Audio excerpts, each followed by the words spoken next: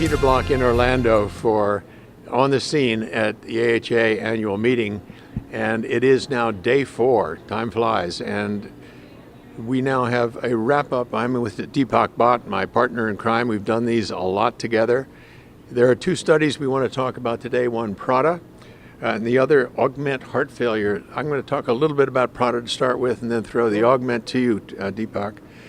So I think PRADA is important because it is a cardiooncology study, one of the first ones we've had.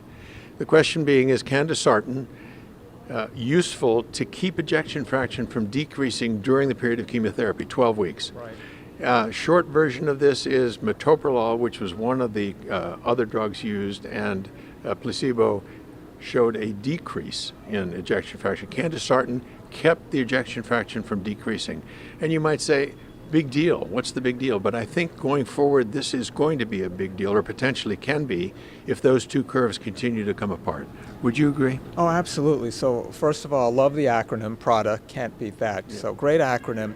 An important space to work in. Cardio-oncology is growing everywhere. Clinics are popping up all throughout the U.S., I think also worldwide. Fellowships are starting in cardio-oncology. So I think it's an important space, and to have a randomized clinical trial well done in that space is really important.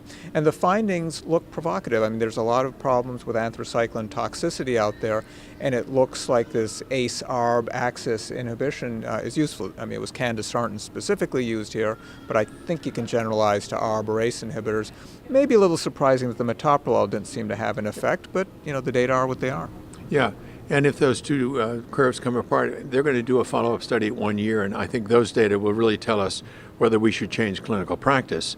But right now, keep your eye on candesartan, and we'll see what happens at 1 year at follow-up. We'll probably hear about that at ESC or at the AHA next year. Right, and they're hoping to do an even larger study. Yeah.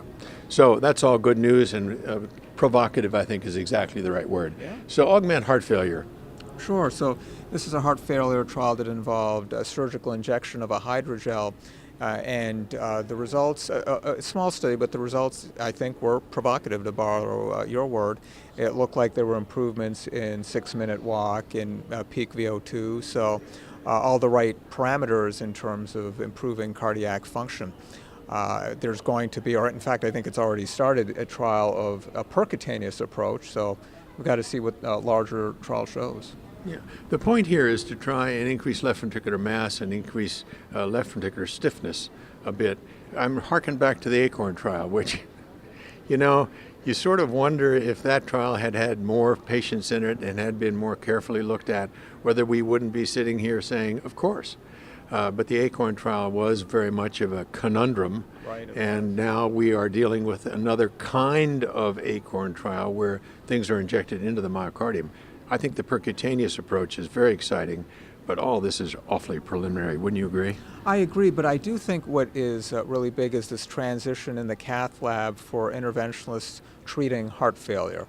I think that's going to be really big in terms of technologies to monitor for heart failure, technologies to treat heart failure. So I think in the future, we're going to, as interventionalists, play a much larger role in the treatment of heart failure. So for these trials, keep your eye on candesartan for the oncology issue, and keep your eye on whether or not we can, in the cath lab, make the left ventricle a little stiffer and help heart failure patients. How bad is that? I hope we can do it. Yeah, I do too.